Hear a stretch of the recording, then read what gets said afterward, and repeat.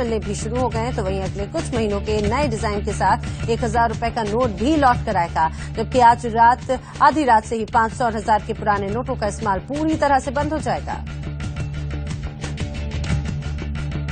अंतर्राष्ट्रीय मुद्रा कोष ने भ्रष्टाचार को रोकने के लिए 500 और 1000 के नोटों को बंद करने के भारत सरकार के फैसले का स्वागत किया। आईएमएफ का कहना है कि इससे काफी हद तक भ्रष्टाचार को रोकने में मदद मिलेगी।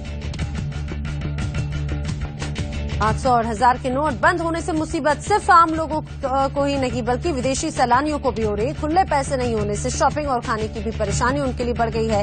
बैंकों में लंबी कतारें हैं। सरकार ने सैलानियों की इस परेशानी को देखते हुए राज्य के सभी पर्यटक स्थलों पर प्रवेश मुफ्त कर दिया, लेकिन सैलानी अब इस संकट से छुटकारा पाने के लिए वापसी की तैयारी कर रहे हैं।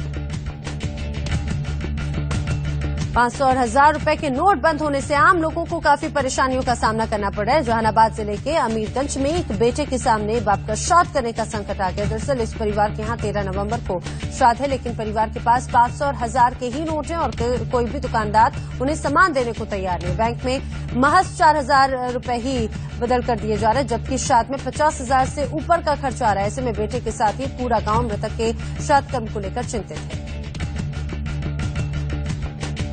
रेलवे अब 10,000 से ज्यादा का रिफंड चेक से करेगा। दरअसल 1000 और 500 के नोट बंद होने के बाद बड़ी संख्या में लोग टिकट बुक कराकर कैंसिल करा रहे थे, जिसके बाद रेलवे ने नया नोटिफिकेशन निकाला है और ये फैसला तुरंत प्रभाव से लागू भी हो गया है।